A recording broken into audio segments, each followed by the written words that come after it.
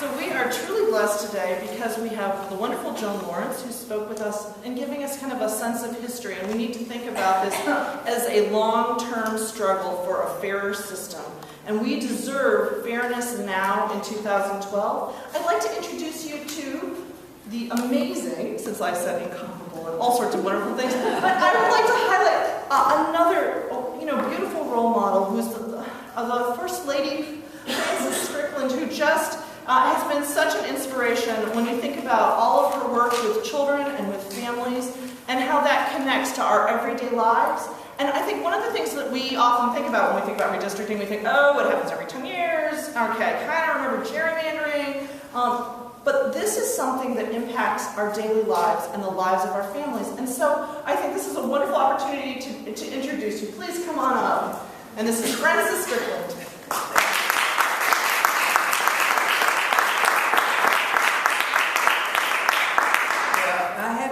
Open just to see what you were going to say about me.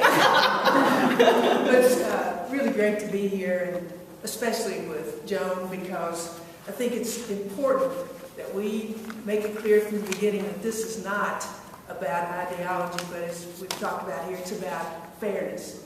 And that's something that means a lot, especially to women. I think maybe some of it is because we're involved with children a lot. And that's something they know something about. How many times do you hear a child pushing back by saying, that's just not fair? So we've constantly been refereeing between children about what's fair and what's right. And so when something really seems unfair, you kind of get some sense of it by the why questions that the grassroots ask. And after this last redistricting, there was a lot of why questions, like people in Benton County asking why somebody put them in with people from Upper Arlington when they know their lifestyles are very different. So they question whether or not their interests are going to be truly represented by someone who has to represent people very different from them.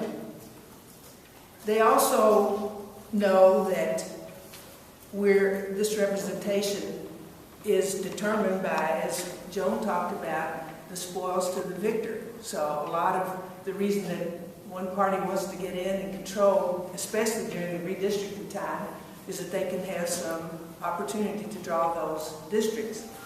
And people also, I think, are beginning to lose some sense of the validity of elections because they know a lot of this takes place in the back rooms without transparency.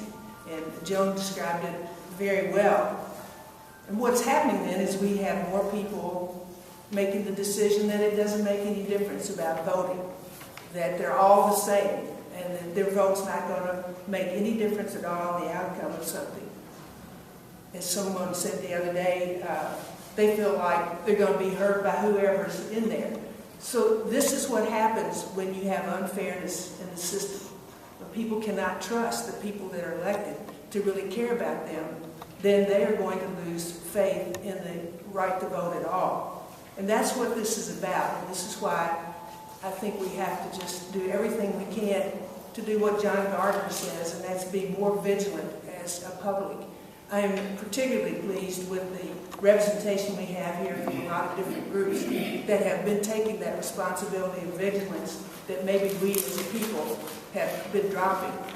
But enough is happening now that I think the people are beginning to wake up, and with the leadership of the various sponsoring groups here today, I think we can coalesce and start moving forward and taking back our government and the people that participate directly. We say we can't do it overnight, but issue 2 and passing issue 2 is a very good, large first step. So I would urge everybody who cares about our government and the true representation of the people to get out and do everything you can to help pass this come November 6th. Thank you.